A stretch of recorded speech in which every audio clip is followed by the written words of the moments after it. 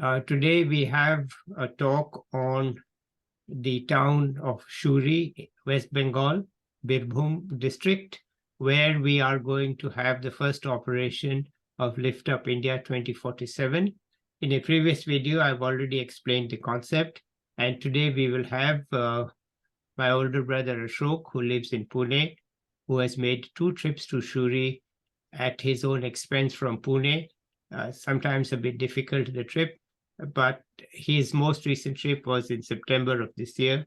And so this is his assessment of what we can do in Siuri from an all-round perspective. So apart from the capital city of Siuri itself, we are also going to look at the rural area in the taluka around Siuri. So with that, let me hand it over to Ashok to begin his report and his assessment. This is in a nature of an interim report. We have just started to make progress in our work at Siuri. This is a slow and steady process where we need to show to the local officials that we are persistent, we are not going to go away, and we have ideas and schemes which will deliver results. Most of this has happened. You can show the first screen. Okay.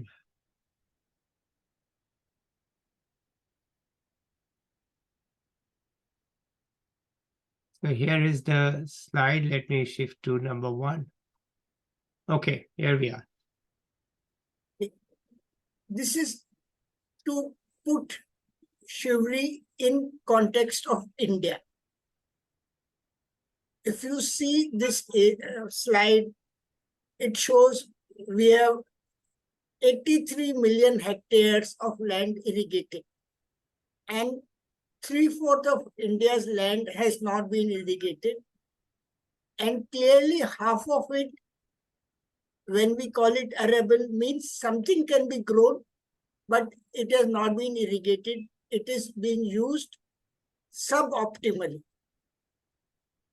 When we look at India, we realize that we are talking about generating additional rural income, which is at least 10 times the present income. Half the area or equal area, 83 million hectares, are still available.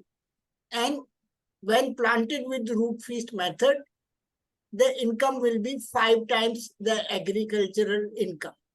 So the potential is huge. Next slide. If you search with Google root feast methodology, you will get number of sites which give lot of details on root feast methodology. So I'm not giving that here right now. What it does is it allows you to grow a tree, either a forest tree or a fruit tree, with about 9 liters of water in the first year total. We are trying to modify the root feast so that it can grow organic vegetables as well as other row crops with less than half the water used in drip irrigation. We have talked to people at Siuri, and they are quite receptive to try this technology to grow trees. As yet, we have not talked about organic crops because there is no basis as yet, experimental solid evidence to try that out. Next. Siuri is the capital of Birbum district, has a population of 1 lakh, and 40% of its surrounding area is dry, arid land. Most of the land holdings are small, less than 2 acres, and the red laterite soil is a funny soil that even though there is huge rainfall, about 1,200 millimeters, 1,300 millimeters, none of it is retained by the soil. It all just drains away. So the rice that is grown, predominantly rice is grown, has very poor yield. There are rice mills, about 83 of them in the district, and they all produce brown rice. The system is such that the rice mill owner, through village intermediaries, buys the rice mill at the time of plantation of the farmer. And he rigs the price in such a way that the profit comes to him rather than the farmer. This is the system, existing system. About 20-25 years ago, a barrage was built. Before it was built, the river used to overflow the embankments, and they have damaged the areas where fruits used to grow. So that's the potential place where fruits can grow once again. Fruits can be grown anywhere where there is dry, arid land. It doesn't need to be area which was good before. Okay. Even in dry area, arid land, fruits can be grown. Okay. Especially when we are looking at dragon fruit, that can be grown in parts of Siuri which are next to Jharkhand, which is an extension of Chota Nagpur plateau. Absolutely nothing has ever grown. And we can easily grow dragon fruit and give farmers a huge income. Okay, let's go to the next slide. Siuri has many roads passing through it.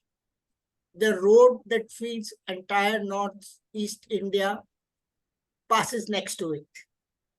It has reliable power from the new thermal plant, but the electricity flows to Calcutta, and the fly ash is a local problem that people must live with. This is the way development takes place, so no issues.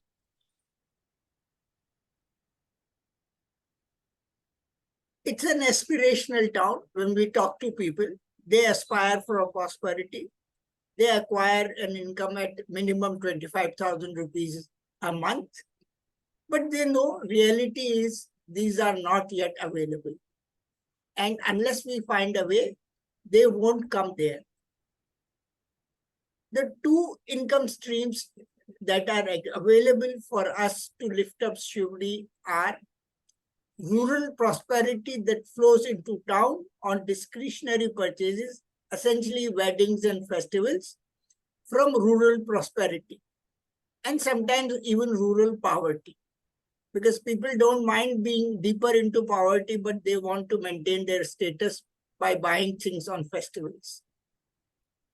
And secondly, anybody who becomes prosperous wants to own a house. And there are enough schemes, ready loans available from banks that many people are doing this. So the income is available, but it flows out. It's not likely that any large industry will come to Siuri in near future. And even when it comes, it's not going to bring about a lot of prosperity. Next slide. The framework that we have followed has been slow and steady. Make key contacts with government people and convince them that we are there to deliver results, that we have deliverable schemes, and that we will bring in people with needed skills to deliver some sort of growth. Yeah, that's a very important part there, to bring in people with needed skills, because we need to bring in new technology and new funds to help the local people get their incomes up. Some external intervention is needed. That's a key result. It's not going to get prosperous quickly on its own. The people of Siuri have no way of looking at resources other than the traditional way of looking at resources. So it is just not that they are not resourceful, but their resourcefulness is limited by what they see around them. Okay. When they will see what others bring in and the others can see economic resources, things will happen. Okay. For instance, you look at agriculture.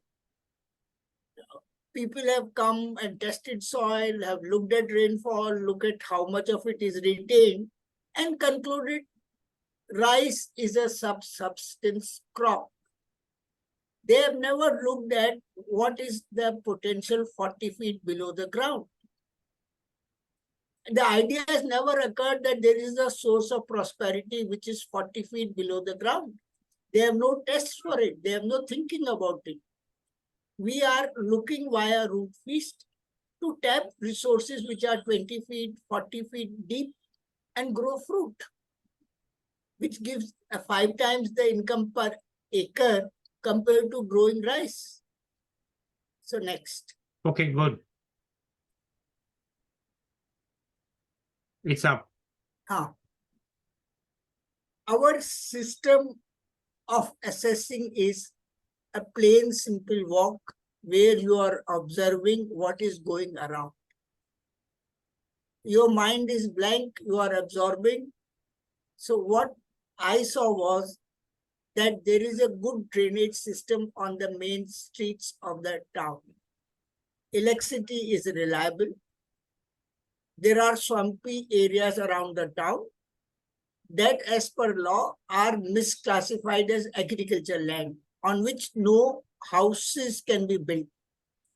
But all these swampy areas have been converted into homes.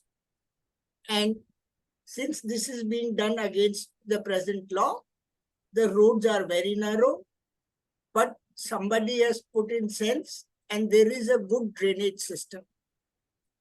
But what happens is this, that without outside expertise, they don't understand that as more and more homes get built, the swamp will have no place to hold water. And in another 10 years' time, when the entire area is filled, there will be serious issues of drainage, of mosquitoes, etc. Any town planner can come to Shimli and he will say all this. But the law is this, that it is illegal to build. So for prosperity to come, there is also a need for the state government and district governments to be able to change laws on their own. This is a very powerful law of conversion of land, which has remained unchanged. All the power are with patwaris and the collectors, and nobody is seeing that this is a serious impediment in India's prosperity. Take a place like Pune. It has got 2 cities, twin cities, Pimpri and Chinchwad, one huge area, and traditional Pune is another area. Pimpri Chinchwad has the same issue that land cannot be converted into houses. There are 50,000, 60,000 houses illegally built. But people need houses, they will build. And the law needs to be changed, not that people prosecute it. It's the same situation at Siuri is going to happen almost in every city, that the laws relating to conversion of agricultural land around the periphery of a town need to be changed. Next.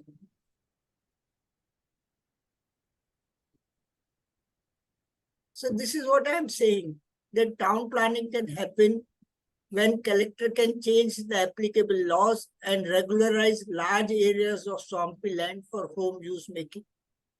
In every town, the way it gets developed is good land suitable for housing get developed first, large colonies come up, and then the poor people are forced into uneven land, into swampy land, etc. And it's this land we want to be developed properly, with town planning happening, drainage happening, sewage happening, etc. Okay? Okay. There is a wonderful e-rickshaw system which plies on a fixed fare basis, 10 rupees to go from one end of the town to the other, and 4-5 passengers get on and they keep getting off. There are enough of such e-rickshaws. They are imported from China. The batteries are local. Drivers are local. Huge employment is being generated, and it's entirely pollution free. So a local municipal bus system would be a disaster for Shivdi. Next. What I saw as I walked is that all the windows are covered with a grill. People are afraid in the evening at 4 o'clock, it is pitch dark, that somebody will come and break into the house and steal things. And this happens with regularity. So, moment a house is built, they cover it with a locally fabricated grill, and of varying designs and shapes. And as good shops are being set up, rolling shutters are an additional fabrication opportunity.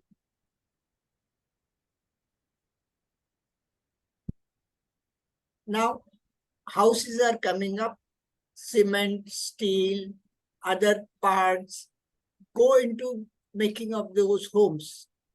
But most of the income spent in building the house flows out of Shivdi, because all these components come from outside Shivdi. What stays is construction staff wages, tile laying wages, and grill fabrication wages. Of all these activities, tile laying is an essentially unknown skill in local labor. They only knew how to lay plain cement floors, or at one time lime floors. But laying tiles, if not laid properly, result into lot of issues. So there is quite a good demand for skilled tile layers, and they will command a good price. We saw that as the houses are being constructed, there is a demand for phenyl-like chemicals to clean the house. The housewives understand that you can keep cockroaches away only when you use phenyl, etc. in the house to clean the floor. The multinational companies also know this, and the local television channels in Bangla are filled with ads for these. But despite it, domestic chemical manufacturing is a good opportunity to develop Shivdi, because the transport costs are against the multinational companies, and it is completely possible to develop a distribution system based on small tempos going to sell to small shops, and which will sell unbranded domestic chemicals at half the cost of the multinational chemicals. And there are very simple ways of adding color and perfume so that the housewives can choose the color and the perfume that their house smells. It's an opportunity that we have identified. Next. We have talked of a target to bring together 100 to 1,000 opportunities per year using local, state, and national resources. Most of this would be self-employed, and few would be employed as employees of the self-employed people. Obviously, the government departments cannot do this task. They are poorly equipped, but they understand this, and they have asked us that whatever you are talking about, you talk in the Chamber of Commerce, so that private sector can act on these ideas as much as it can. So the collector and the district industries commissioner have ensured, they have personally talked on phone to these chambers of commerce. I arrange a meeting next time they come. So in December when we go, we will be able to hold 2 meetings and pass our message on to people of Siuri and get some action running. There are some 83 rice mills in and around Siuri polishing brown rice. But all of them simply take the water that is used for this removing the husk and throw it outside the milk. It's a fantastic food for cows and fish, as well as can be used for rice cultivation. We talked to few rice mill owners and they said, next time you are here, talk to rice mill association and give this message. Then slowly we will change. On fruits, Siuri itself is not a fruit market. There is a small town called Santya, 6-7 kilometers away from Siuri, where is the main fruit market. But fruit from here has gone to Calcutta, Durgapur, Asansol, Bolpur. So as there are trucks passing through quite regularly, it is possible to ship fruit anywhere. And we have tried to devise means of shipping fruit so that they stay fresh when they reach the end point. We have looked at vacuum packing the fruits in a thin plastic shell, a plastic balloon. You put in the fruit and suck the air out so that it forms a good packing, which will prevent the fruit from rubbing against each other.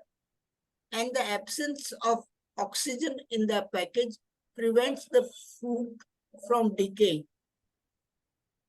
We need to demonstrate this. The machine doesn't cost more than 1,000, 2,000 rupees. It's simple vacuum cleaner. But it will change the face.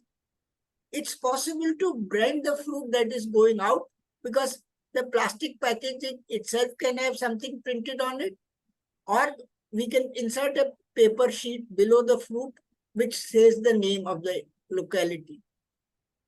So there is good scope for marketing of fruit. Some people were saying that once upon a time, the land route to Bangladesh was in a walking distance. At the moment, the land route is near Calcutta, but unauthorized land crossings are very easy. We can work so as to get an authorized land crossing from Siuri straight into Bangladesh and tap that market also. There is terracotta work being done. There is rice, silk growing, cotton growing. These are industries that have decayed. We are not at the moment touching them because we don't have the expertise. But moment we find there is an expert in these areas and who is interested, there is an NGO who is interested to preserve this, we will work. Now, for this lift up to work, we need a place where skill development can take place in a time frame of 3 months. It's enough in 3 months to teach a level of skill that somebody is employed and is earning a respectable living wage. There is one institution called ILF Skill Center. We are exploring whether it can be given to use to us from 6 in the evening to 9 in the evening, and people who are working else and otherwise working in some jobs can come and learn skills. We have identified a person who was the main skill developer for government of Mizoram. He will come to Siuri and set up the welding fabrication workshop. He will have syllabus material ready. So that is very much possible that this idea of fabrication, etc., gets done. We will slowly identify others also who will be able to implement the ideas. So this is the interim stage. The root feast methodology, sometime when we are there in December, we will get more trees planted. And so that we begin to do. With the people of Shivli, I had a 2-hour discussion where we analyzed each of the 40 blocks of the district. What can we do with root feast in each of the block? And when I explained, this is what I can do, this is what I can do, there was lively discussion because they were all thrilled with this thinking that something can happen in each of the 40 districts. Now, time will tell how many of these ideas pan out. Some of them will not pan out, others will do.